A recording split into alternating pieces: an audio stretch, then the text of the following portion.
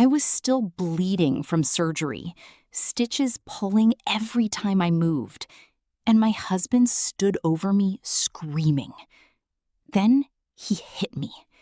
Not because I did something wrong, not because we were fighting, but because, according to him, I wasn't respecting the men of the house. That was the moment I realized something terrifying. I wasn't married. I was trapped. And what he didn't know was that the woman he tried to destroy was already planning her escape. If you've ever watched someone underestimate you, control you, or try to erase who you are, go ahead and hit like, subscribe, and settle in. Because today's story isn't just revenge, it's survival. And the ending? Absolutely unforgettable. I'm 27 now, but 2 years ago, I was a completely different person. Independent, successful, confident. I had my own apartment, my own income, my own life. I wasn't rich, but I was proud of myself. I worked hard, I traveled, I made decisions without asking permission from anyone. Then I met him. He was 38, older, confident, charming in that intense, protective way that makes you feel chosen. At first, he didn't seem controlling. He seemed devoted.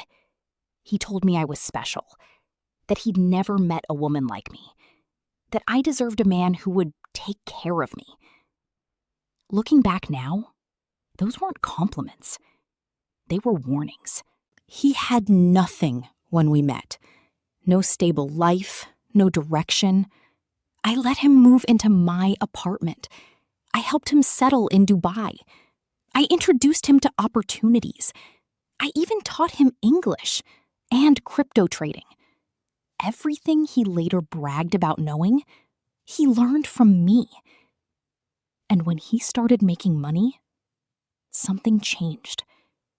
The gratitude disappeared. The kindness faded. And control replaced love. It started small.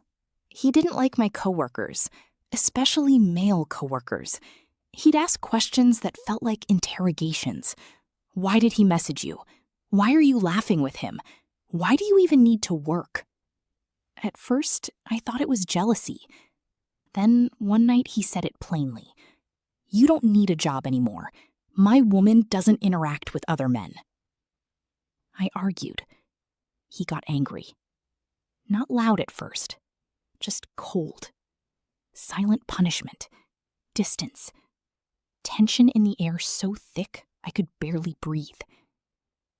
Eventually, I quit my job. I told myself it was temporary. It wasn't. Once my income disappeared, everything shifted.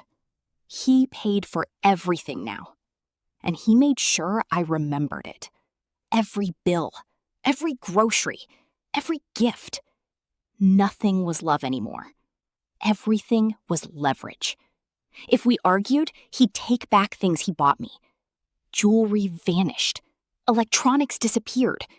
Even clothes. He'd say, I paid for it. It's mine. My world kept shrinking. Friends stopped visiting because he yelled at them.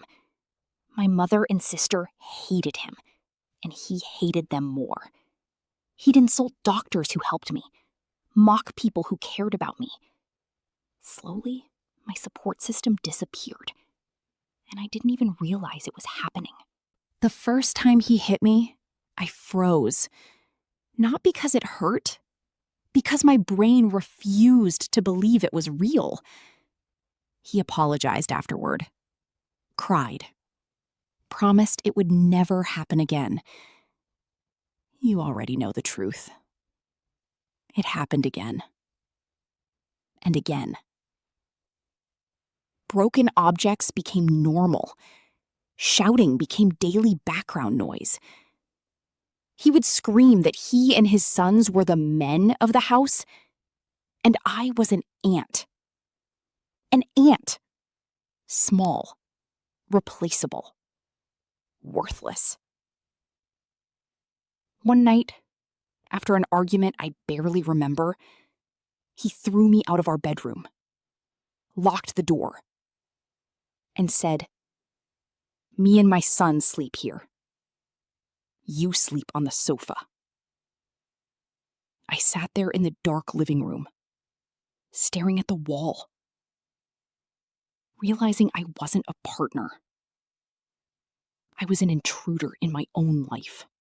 Then came the surgery. I had open wounds, stitches, pain every time I moved.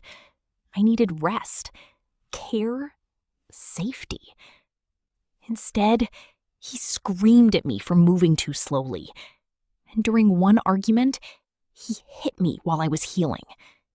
I remember the shock more than the pain. My body shaking, heart racing, thinking, if he can do this now, he will never stop.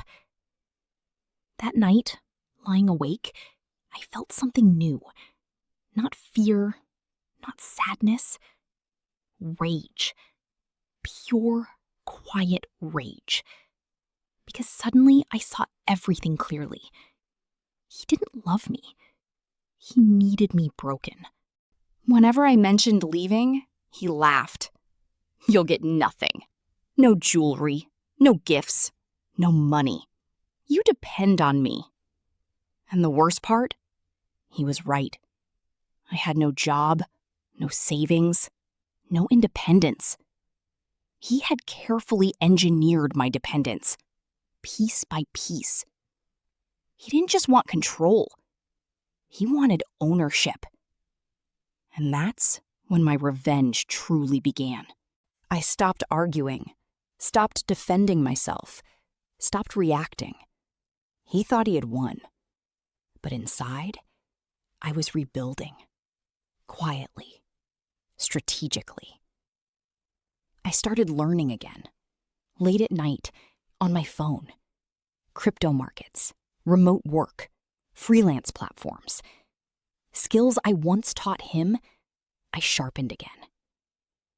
I reconnected secretly with old contacts, updated my resume, opened private accounts he didn't know about. Every smile I gave him became an act. Every calm response was camouflage. He believed I was defeated. I was preparing. Step 1. Financial independence. Tiny earnings at first. Small freelance payments, hidden savings. Each dollar felt like oxygen returning to my lungs. Step 2. Emotional detachment. I stopped seeking his approval, stopped caring about his insults. His words lost power once I stopped believing them. Step 3. Documentation. Messages, threats, evidence. I saved everything because this wasn't just escape. This was protection. The day came quietly. No dramatic fight, no warning. He left the house expecting everything to be the same when he returned. Instead, I packed essentials, documents, personal belongings, proof of abuse. I walked out of the apartment he once claimed was his kingdom. And for the first time in 2 years, I felt air fill my lungs completely. My phone exploded later. Calls, messages, anger, threats, then panic. Because control was the only power he ever had. And suddenly, he had none. He said I'd get nothing. He was wrong. I got myself back.